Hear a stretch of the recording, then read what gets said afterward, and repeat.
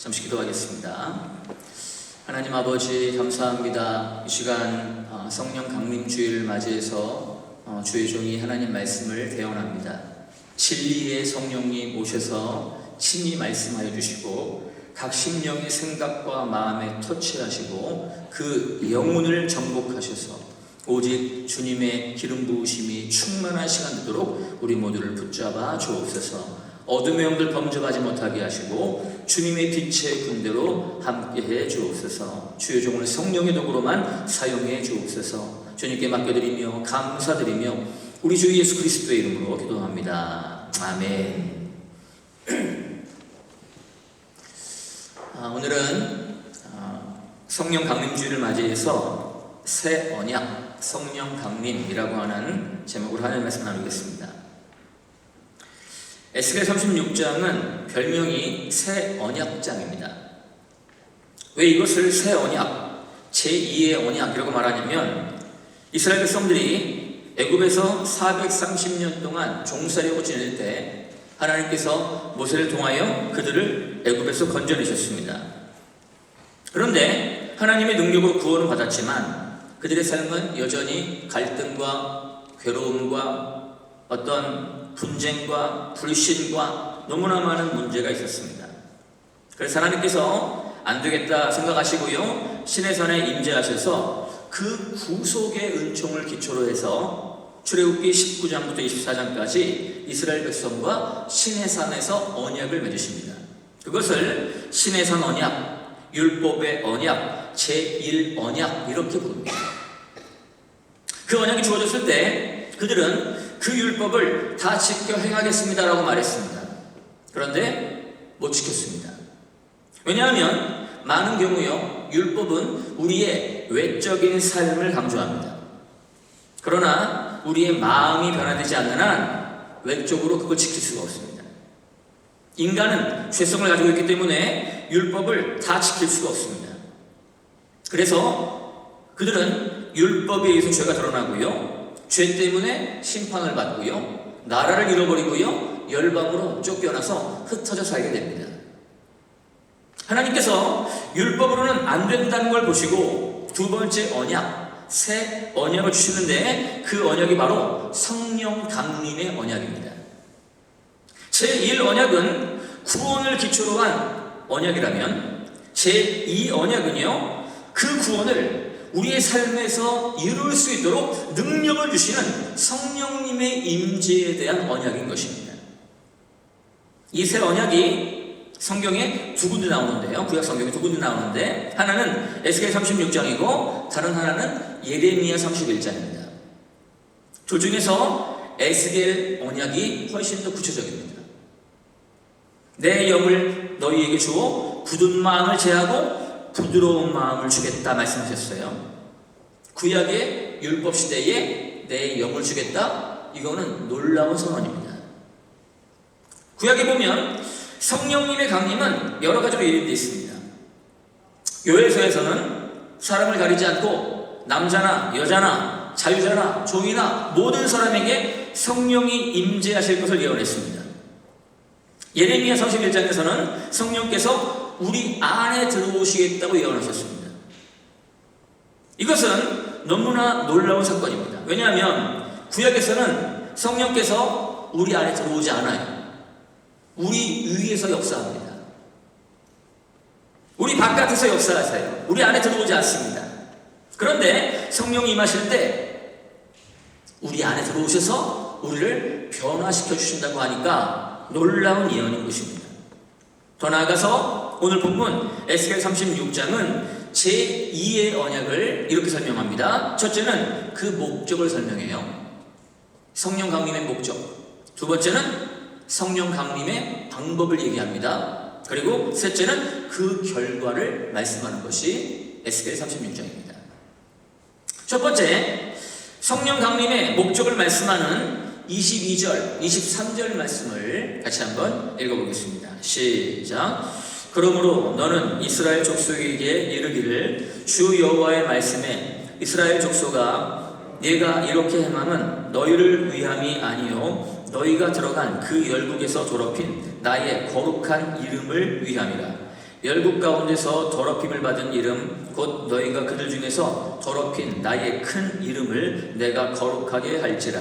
내가 그들의 목전에서 너희로 인하여 나의 거룩함을 나타내리니 열국 사람이 나를 여호와인 줄 알리라. 나 주 여호와의 말이니라. 아멘. 이 말씀에 의하면 하나님께서 성령 강림이라고 하는 놀라운 언약을 주시는데 그 목적이 뭐냐? 하나님의 이름을 위해서라는 것입니다. 하나님의 영광을 위해서 새 언약, 성령 강림을 주시겠다는 거예요. 왜냐하면 이스라엘 백성들이 취업할 수 있었던 것은요, 그들이 율법을 잘 지켜서 아닙니다. 업적이 많아서가 아닙니다. 노력을 많이 해서 아닙니다. 오직 하나님의 은혜와 긍휼로 그들은 출애굽을 경험한 것입니다. 그것처럼 이스라엘 백성에게 성령을 주시는 것도요, 그들의 노력이나 업적이나 다른 것이 아닙니다. 그들이 율법을 잘 지키고 종교적인 행위가 많아서 성령을 주시는 게 아니라 오직 하나님의 은혜와 긍휼로 하나님께서 하나님의 백성들에게 성령을 주시겠다고 약속하시는 것입니다. 그러니까 하나님이 영광을 받으시는, 하나님만 영광 받으시는 것입니다. 그리고 취급한 이스라엘 백성들 때문에 하나님의 이름이 땅에 떨어졌습니다. 그것을 회복하는 분도 하나님이세요. 사람이 아닙니다. 하나님께서 하나님의 이름을 아끼시기 때문에 죄짓고 우상 숭배하는 이스라엘 백성들을요, 버리지 않으시고 찾아오십니다. 그리고 하나님의 영광을 위하여 그들 안에 성령을 부어주심으로 회복시키시겠다고 말씀하시는 거예요. 성령의 내주를 경험한 그 사람들이 하나님께 영광을 돌리고 하나님의 이름을 높일 때 하나님이 영광을 받으시겠다는 것입니다. 우리들은 결코 인간적인 업적을 많이 쌓음으로 성령이 우리 안에 들어오게 할 수 없습니다. 왜냐하면 성령님은 하나님이세요. 하나님은 우리 마음대로 조종할 수 있는 분이 아닙니다. 우리가 하나님께 명령할 수 없습니다. 하나님이 역사하셔야만 성령이 우리 안에 들어오시는 거예요. 이렇게 성령의 내주, 성령 강림의 목적은요, 하나님의 영광을 위한 것이고 하나님의 이름을 높이는 것에 목적이 있다는 것입니다. 우리가 하나님의 영광을 위해 살고 하나님의 이름을 위할 때 하나님께서는 우리에게 성령으로 내주하셔서 우리 마음에 기쁨도 주시고요, 평강과 은혜도 허락해 주시는 것입니다. 그런데 이 모든 것은 1차적인 목적이 아닙니다.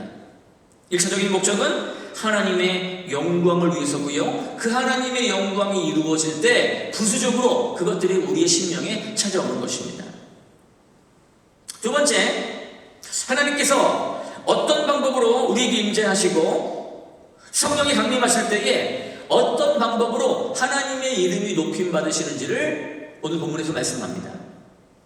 먼저 24절 한번 읽어보겠습니다. 시작. 내가 너희를 여러 나라 가운데에서 인도하여 내고 여러 민족 가운데서 모아 데리고 고국 땅에 들어가서. 아멘. 에스겔 36장이 쓰여질 그 당시에는요, 유다 백성들이 아직 그 나라를 유지하고 있었습니다. 그때 선지자 에스겔은요, 뭐라고 얘기했냐면 우리나라는 죄를 많이 지었기 때문에 멸망하게 될 것이다 라고 말했습니다. 그리고 24절에서 그러나 이스라엘 백성들이 반드시 고국 땅으로 다시 돌아오게 될 것이다 까지 예언했습니다. 아직 나라를 잃어버리기 전이에요. 그런데 나라를 잃어버릴 것이다. 그러나 다시 돌아올 것이다. 거기까지 예언한 것입니다. 바벨론에게 얼마 후에 끌려가서 포로로 삽니다. 그리고 70년 후에 이스라엘 백성들이 다시 본토로 돌아옵니다. 에스겔이 예언한 대로 그대로 되었습니다. 하나님께서 하나님의 이름을 높이시는 방법 중에 하나는요, 이스라엘 백성들을 본토로 돌아오게 하시는 것입니다. 그 당시 바벨론은요, 세계를 지배하는 초강대국입니다. 그런데 그 바벨론에 의해서 나라가 멸망했습니다. 왕, 장군, 군인, 부자, 똑똑한 사람 다 잡혀갔습니다. 그런데 70년 만에 그 초강대국에서 벗어나서 다시 본토로 돌아온다? 이것은요, 있을 수가 없는 일입니다. 그런데 약속하신 하나님께서 그 약속을 성취하기 위하여 하나님이 일을 시작하십니다. 갑자기 그 강대국 바벨론 자체가 멸망합니다. 그리고 페르시아 제국이 세계를 지배합니다. 페르시아 제국의 초대 왕이 고레스인데, 고레스가 왕이 되었을 때 어떤 성도들이요, 고레스 왕이 태어나기 약 200년 전에 쓰여진 이사야 성경을 들고 갑니다. 그리고 얘기해줘요. 이사야 44장 45장에 보면 내가 동방에서 고레스 왕을 세웠나니 그는 나의 종이라 그가 내 백성을 자기 곳으로 돌려보내리라 라고 예언된 말씀을 보여줍니다. 자기가 태어나기도 전에 200년 전에 주어진 예언인데 거기에 자기 이름이 들어있어요. 이 말씀 보면서 고레스가 너무 떨었습니다. 그러면서 이스라엘 백성들 원하면 다 자기 나라로 돌아가라고 칙령을 발표합니다. 그냥 돌아가지 말고 성전에 모든 기명을 가지고 가고 재산을 가지고 가라고, 그래서 성전도 짓고 성벽도 세우라고 명령합니다. 다 허락해줬어요. 어떻게 이 작은 이스라엘이 페르시아라고 하는 그 제국에서 나와서 자기 본토로 돌아갈 수 있는가? 이걸 보면서요, 세계가 깜짝 놀라는 것입니다. 70년 동안 이스라엘 나라는 황무지였습니다. 그런데 70년 만에 약 5만 명의 이스라엘 백성들이 거기로 돌아왔어요. 이것은 하나님이 하신 일입니다. 그래서 열국 가운데서 하나님의 이름이 높임받으시는 거예요. 과연 이 우주를 창조하신 분이 하나님이시고 이스라엘 백성을 구원하신 분이 하나님이시고 약속하신 것을 성취하는 분이 바로 신실하신 하나님이시구나 라는 것을 알게 되는 것입니다. 사도행전 2장에서 오순절 성령 강림이 있을 때 이스라엘 백성들이 베드로의 설교를 듣고 하루에 3,000명 돌아왔습니다.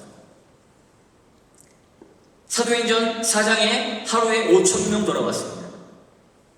이스라엘 백성들 수천 명씩이 예수 그리스도 앞으로 돌아오는 회복됨의, 영적인 회복의 역사도 일어납니다.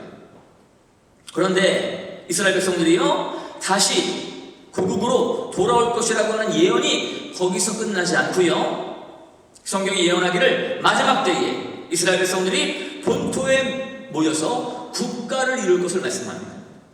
그 예언대로 나라를 잃어버린 지 약 2500년 만에 자기 본토로 이스라엘이 돌아갑니다. 그리고 1948년 5월 14일 금요일 오후 4시에 이스라엘 나라가 건국됩니다. 이걸 통해서 성경을 읽는 수많은 사람들이요, 하나님은 정말 위대하시다, 나라를 잃어버린 지 2500년 만에 나라를 다시 회복시킬 수 있다는 것은 하나님이 하신 일이다 하면서 하나님께 영광을 돌리게 됩니다. 그로 말미암아 하나님의 이름이 높임 받으시는 거예요. 또 하나 25절 말씀을 같이 읽어보겠습니다. 시작. 맑은 물을 너희에게 뿌려서 너희로 정결하게 하되 곧 너희 모든 더러운 것에서와 모든 우상 숭배에서 너희를 정결하게 할 것이며. 아멘. 성령이 임하실 때 그 백성들을요, 맑은 물로 정결하게 씻어주시겠다고 말씀합니다. 죄의 용서입니다. 죄의 용서가 없이 성령의 임재는 있을 수가 없습니다. 그런데 맑은 물이라고 했어요. 물은요, 우리의 더러운 것을 씻어줍니다. 깨끗하게 만들어줍니다. 그런데 베드로전서 1장 23절에 너희가 거듭난 것이 썩어질 씨로 된 것이 아니요 썩지 아니할 씨로 된 것이니 하나님의 살아있고 항상 있는 말씀으로 되었느니라 라고 말씀합니다. 물은 하나님의 말씀으로 말미암아 우리 죄를 용서받는 것을 의미하는 것입니다. 말씀으로 죄를 씻김 받는 것입니다. 성경 말씀은 우리의 더러운 것을 씻어줍니다. 그래서 요한복음 3장 5절에 보면 사람이 물과 성령으로 거듭나지 아니하면 하나님 나라를 볼 수 없다고 그랬어요. 그런데 어디부터 용서받냐면 모든 더러운 것과 우상 숭배에서 용서받는다고 말씀합니다. 더러운 것은요, 우리가 일상생활에서 지는 죄를 말합니다. 미워하고 시기하고 질투하고 도적질하고 거짓말하고 음욕을 품고 이런 모든 죄를 말합니다. 그런 죄에서 씻어주시겠다는 거예요. 또한 우상 숭배, 거기서 우상을 섬기는 것에서 정결케 하겠다고 말씀합니다. 우상이 뭐냐면 우상은요, 궁극적으로 우리 자신입니다. 우리 자신이 우상입니다. 사람들이 무엇을 위해서 우상을 만들고 무엇을 위해서 절을 합니까? 정한 수 떠놓고 빌죠. 그런데 뭘 빕니까? 우리 아들 장원급제하게 해달라고, 우리 며느리 아들 낳게 해달라고. 결국은 자기가 원하는 것을 하고 싶은 거예요. 그런 능력이 없으니까 뭔가 신을 의지해서 그 신의 능력으로 자기 원하는 걸 하고 싶은 것입니다. 우상은요, 그래서 궁극적으로 나입니다. 내가 우상이에요. 그런데 이렇게 나를 섬기는 우상 숭배에서부터 하나님을 섬기는 것으로 바꿔주시겠다는 것입니다. 오늘날 교회 다니는 많은 사람들의 문제가 뭐냐면 하나님의 뜻 앞에 나의 뜻을 굴복시키지 못한다는 것이 문제입니다. 예배 드리지만 하나님의 뜻과 상관없이 나의 방법대로, 나의 마음대로 나의 삶을 살고 있기 때문에 문제가 생기는 것입니다. 이것이 바로 우상숭배입니다. 우상숭배는 우리 마음 안에 있는 거예요. 그 우상을 섬기는 것으로부터 우리를 정결케 하겠다 말씀하셨습니다. 모든 인간은 죄인입니다. 그래서 모든 인간은 자기 자신을 섬깁니다. 그러나 성령의 역사, 성령의 내주로 말미암아 우리는 죄를 용서받고요, 우리를 섬기는 우상 숭배에서 정결케 되는 것입니다. 그때부터 우리 삶에 변화가 일어납니다. 이 변화를 통해서 우리는 주님께 감격하고요, 주님께 예배드리고요, 주님께만 모든 영광을 올려드리는 것입니다. 그렇게 함으로 말미암아 하나님의 이름이 이방인 중에서 거룩히 여김을 받으시는 것입니다. 또 하나 26절, 27절을 같이 읽어보겠습니다. 시작. 또 새 영을 너희 속에 두고 새 마음을 너희에게 주되 너희 육신에서 굳은 마음을 제거하고 부드러운 마음을 줄 것이며 또 내 영을 너희 속에 두어 너희로 내 윤리를 행하게 하리니 너희가 내 규례를 지켜 행할지라. 아멘. 여기 보면 굳은 마음을 제한다 그랬습니다. 굳은 마음이 뭐냐면 성경 말씀을 깨닫지 못하는 마음입니다. 성령님의 인도하심에 대해서 감각이 없는 마음입니다. 이게 굳은 마음입니다. 다른 말로 하면 돌 같은 마음입니다. 성경에 나오죠? 들어도 듣지 못하고 보아도 보지 못한다. 이게 바로 굳은 마음입니다. 하나님 말씀이 임해도 움직이지 않습니다. 성령님이 역사하셔도 움직이지 않습니다. 이런 굳은 마음을 제하고 새 마음을 주겠다고 했습니다. 그런데 새 마음은 뭐냐면 하나님을 알고 싶어하는 마음입니다. 성령님이 우리 안에 임재하셔서 역사하시면 이상해요. 하나님을 알고 싶은 마음이 생깁니다. 그래서 성경을 읽는 거예요. 그래서 기도하는 것입니다. 하나님을 더 깊이 만나기를 원하는 그 마음이 바로 새 마음입니다. 또 하나 새 영을 주신다고 그랬어요. 새 영을 너희 속에 주신다고 그랬습니다. 26절에서는 새 영을 너희 속에 두고 27절에서는 내 영을 너희 속에 두어라고 말했습니다. 이것은요, 구약의 사고로는 이해가 안 되는 말씀인 것입니다. 왜냐하면 구약에서는 성령께서 우리 안에 들어오지 않아요. 우리 위에 임재하십니다. 그래서 선지자에게 누구에게 성령이 임했다 말할 때 선지자 누구 위에 임하니라 그래요. 그런데 영어로 보면 upon the prophet, 선지자 위에 임하는 거예요. 그래서 시각적으로 그걸 표현하기 위해서 머리 위에 기름을 부어줍니다. 다른 사람에게 안수해 줌으로 말미암아 성령이 그 위에 임하게 했습니다. 그래서 위에 임했다고 구약에서는.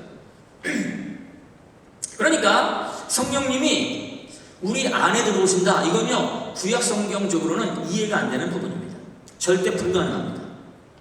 그런데 에스겔 선지자는요 성령의 감동하신 가운데 이걸 깨달았습니다.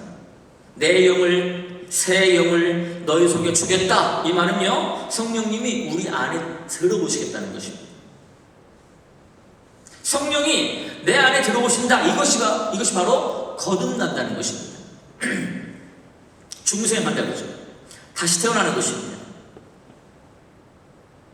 이것은 선지자인 에스겔에게도요 혁명적인 사건이고요. 그리고 교회를 다니고 있는 우리에게도 혁명적인 사건입니다. 왜냐하면 많은 사람들이 교회는 다니는데 거듭나지 못했습니다. 거듭나지 않고 교회 다니고 있어요. 거듭나지 못했기 때문에 몸은 교회 다니는데 성령님이 그 안에 내주하신 경험이 없습니다. 그래서 그 삶에 진정한 변화가 없는 것입니다. 성령님이 우리 안에 들어오셔서 우리 안에 역사하시면 우리 삶이 바뀌게 되어 있습니다. 그러면 외적인 삶이 변화되는 거예요. 그래서 성령이 내주하는 사람과 교회만 왔다 갔다 하는 사람과 다른 것입니다. 요한복음 3장에 내가 진실로 너희에게 이르노니 사람이 거듭나지 아니하면 하나님 나라를 볼 수 없다 그랬습니다. 니고데모가 내가 늙었는데 어떻게 거듭납니까? 어머니 뱃속에 들어갔다 다시 나오란 말입니까? 그때 예수님 말씀하세요. 사람이 물과 성령으로 나지 아니하면 하나님 나라에 들어갈 수 없다. 육으로 난 것은 육이요 영으로 난 것은 영이니 바람이 임의로 불매 어디서 와서 어디로 가는지 알지 못하는 것처럼 성령으로 난 사람은 다 이러하다라고 말씀했습니다. 거듭난다는 것은 성령께서 우리 안에 들어오신다는 것은요 기독교의 출입문입니다.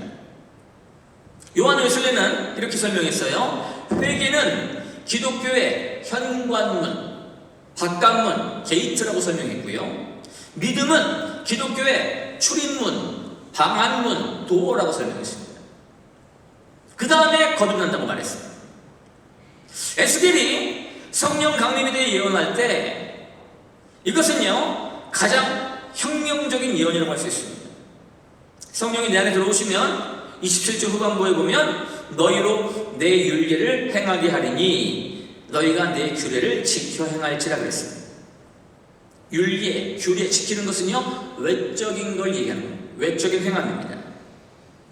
이 외적인 행위는 내적인 변화가 먼저 있어야 나타나는 것이다. 이 세상에 많은 종교가 있습니다. 그런데 그 종교들이 뭘 가르치냐면 결국은 두 가지 가르칩니다. 좋은 사람이 되라, 좋은 일을 해라. 이 두 가지를 가르칩니다. 그래서 많은 사람들이요 기독교도 그런 줄 압니다. 내가 교회 다니면 좋은 사람 될 거야. 내가 교회 다니면 내 삶이 좋은 행동을 하게 될 거야. 그렇게 생각합니다. 그런데 아닙니다. 기독교는 그게 아니에요. 기독교는 반대로 이렇게 얘기합니다. 너는 좋은 사람이 아니야. 너는 죄인이야. 너는 좋은 것을 행할 수가 없어. 너 안에는 선을 행할 수 있는 능력이 없어. 기독교는 이걸 말한다. 그럼 어떻게 해야 됩니까? 그래서 하나님이 그 아들 예수 그리스도를 우리 가운데 보내주신 거야. 그 예수 그리스도가 우리에게 무엇을 했습니까?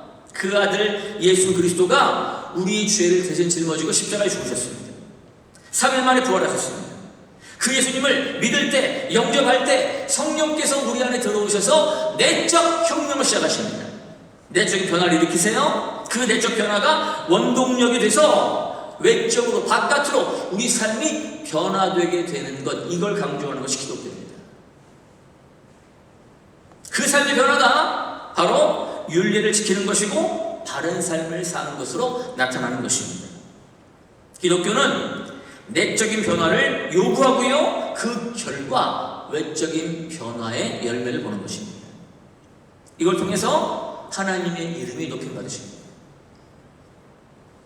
사도 바울은 고린도서 3장에서 너희 몸이 성령이 거하시는 성령의 전인 줄을 모르느냐 그랬어요. 알지 못하느냐 그랬어요. 우리 몸은 성령이 거하시는 전입니다. 우리가 예수님을 영접할 때 성령이 우리 안에 들어오시는 거예요. 그래서 우리 몸을 성령이 거하시는 전이라고 했습니다. 성령이 거하는 전은 어떻게 해야 됩니까? 너희 몸을, 너희 삶을 깨끗하게, 거룩하게 하나님의 영광을 위해서 살라고 말씀하는 것입니다. 그래서 고린도전서 6장 19절에서도 너희 몸은 성령의 전인고로 20절에 너희 몸으로 하나님께 영광을 돌리라 이렇게 말씀하는 것입니다. 그럼 세 번째, 이렇게 하나님의 영광을 위해서 성령님이 우리에게 내주하실 때 이러한 결과가 나타납니다. 그 결과가 먼저요 28절을 한번 읽어보겠습니다. 28절 시작. 내가 너희 조상들에게 준 땅에서 너희가 거주하면서 내 백성이 되고 나는 너희 하나님이 되리라. 아멘. 나는 너희 하나님이 되고 너희는 내 백성이 되리라. 이것은 놀라운 관계입니다. 이것은 언약 관계를 말하는 거예요. 성령의 내주로 인해서 그 관계가 회복되는 것을 말하는 것입니다. 하나님께서 인간을 창조하실 때 우리 안에 성령을 부어주셨습니다. 창세기 2장 7절에 하나님이 흙으로 사람을 지으시고 그 코에 생기를 불어넣으셨죠. 그 생기가 성령입니다. 성령을 우리 안에 불어넣어 주셨어요. 그런데 인간이 자신의 위치를 망각하고 하나님 말씀에 불순종하는 죄를 지었습니다. 그때 하나님의 영이 떠났습니다. 그 이후에 하나님과 우리는 창조주와 피조물 관계 이상의 관계로 분당합니다. 그런데 성령이 우리 안에 내주하실 때 하나님과의 관계가 회복된다는 것입니다. 그래서 바울은 고린도전서 12장 3절에서 너희가 성령으로 아니고는 예수를 주시라 할 수 없다고 했어요. 성령이 아니고선 예수를 주님이라고 고백 못합니다. 성령이 우리 안에 들어오셨을 때 우리는요 예수가 주님이시라고, 하나님이 나의 아버지시라고, 내 아버지가 하나님이라고 이렇게 변화되는 것입니다. 우리가 하나님을 아버지로 모시고 살 때 우리 삶이 변화되는 것입니다. 하나님을 아버지로 모시고 산다는 것은요 주일날 모여서 하나님의 자녀로서 예배 드리는 것뿐만 아니라 월화수목금토일 모든 삶의 현장에서 하나님 아버지와 관계를 유지하고요 교제하는 삶을 사는 것을 말하는 것입니다. 많은 사람들이 주일날 교회에 올 때는요 옷을 단정하게 잘 입고 옵니다. 정성스럽게 준비해서 옵니다.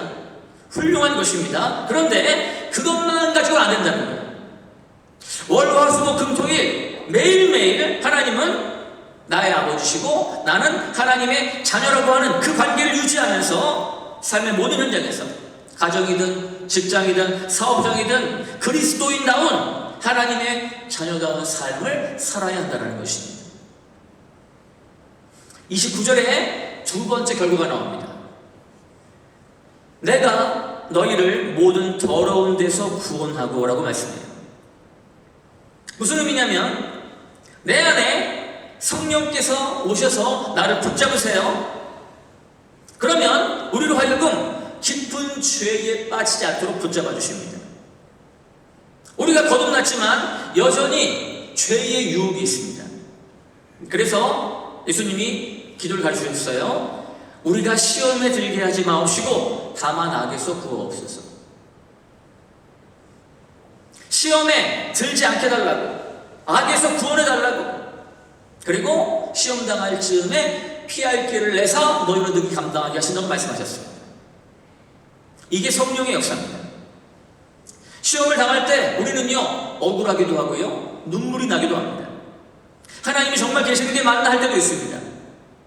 그런데 시험 당할 즈음에 고통스럽지만 한 달이 지나고 1년이 지나고 보면 하나님이 그때 이렇게 인도하셨구나, 하나님 나를 이렇게 다듬어 가셨구나 라는 것을 깨닫게 됩니다. 하나님은 왜냐하면 우리 아버지시기 때문에 우리의 최선을 원하시고요, 우리가 성장하기를 원하십니다. 그래서 우리가 시험 당할지라도, 어려움 당할지라도 그 속에 함께 거하시면서 그 어려움 속에서, 시험 속에서 우리의 인격을 다듬으세요. 우리의 신앙을 견고하게 하십니다. 성장시키십니다. 그러면서 우리로 하여금 하나님만을 의지하는 단계로 나아가도록 이끄시는 것입니다. 그걸 통해 하나님이 영광을 받으십니다. 또 하나, 29절 후반부터 30절까지 같이 이 말씀 읽어보겠습니다. 시작. 곡식이 풍성하게 하여 기근이 너희에게 닥치지 아니하게 할 것이며, 또 나무의 열매와 밭의 소산을 풍성하게 하여 너희가 다시는 기근의 욕을 여러 나라에게 당하지 아니하게 하리니. 아멘. 성령이 임하시면 하나님이 아버지시기 때문에요, 거듭난 사람들을 책임져 주십니다. 물질적으로도 필요한 것들을 채워주시겠다고 약속하셨습니다. 그런데 여기서 물질만 말하는 것이 아니라 정신적인 건강도 채워주시고요, 건전한 사고도 주십니다. 분별력도 주십니다. 그리고 또한 물질적인 필요도 채우신다고 말씀하시는 거예요. 이것은 우리의 물질적인 욕심을 채운다는 게 아니라 우리의 물질적인 필요를 채우신다는 것입니다. 하나님 채우실 때 하나 비밀이 있습니다. 우리가 원하는 때에 우리가 원하는 방법으로 채우는 게 아니에요. 우리가 원하는 때에 우리가 원하는 방법으로 채워지면요, 사람은요 교만해집니다. 신앙의 인격이 제대로 형성이 안 됩니다. 그래서 하나님은요 우리에게 인내의 시간을 주십니다. 기다림을 배우게 하십니다. 어려움에도 불구하고요, 하나님만 의지하면서 인내하고 기다릴 때 하나님께서 하나하나 채우시는 것들을 경험하게 되는 것입니다. 마지막 31절 같이 한번 읽어볼게요. 31절 시작. 그때에 너희가 너희 악한 길과 너희 좋지 못한 행위를 기억하고 너희 모든 죄악과 가증한 일로 말미암아 스스로 밉게 버리라. 아멘. 이게 무슨 말이냐면, 성령이 임재하면요, 내가 옛날에 왜 그랬을까? 자기가 미워집니다. 고개를 흔듭니다. 어떤 때는 생각하다가 하나님께 너무 죄송해요. 그러한 죄를 하나님 보시는 앞에서 죄를 지은 내가 너무 밉습니다. 그런데 미워지지만 동시에 나를 용서해 주신 하나님이 너무 감사합니다. 그러면서 무슨 경험으로 들어가냐면 성령 충만의 경험으로 들어가는 것입니다. 내가 거듭났지만 내 안에 죄성이 있다는 걸 깨닫고요, 내가 주님을 의지하면서 성령 충만의 삶으로 들어가는 것입니다. 1700년대에 체코슬로바키아 북쪽에 보헤미아라고 하는 지역이 있었습니다. 그 당시에 체코는요 천주교 나라였습니다. 그 지역에 살고 있는 예수님 영접한 구원받은 그리스도인들이 많은 핍박을 받았습니다. 재산을 몰수하고요, 감옥에 집어넣습니다. 그래서 이 보헤미아 지역 사람들이 신앙의 자유를 찾아서 피난을 떠났습니다. 고향 잃고, 집 잃고, 친척 잃고, 친구 잃고, 재산 잃고, 아이들 업고, 안고, 걷고, 또 걸어가면서 독일의 헤르누트라고 하는 지역에 도착했습니다.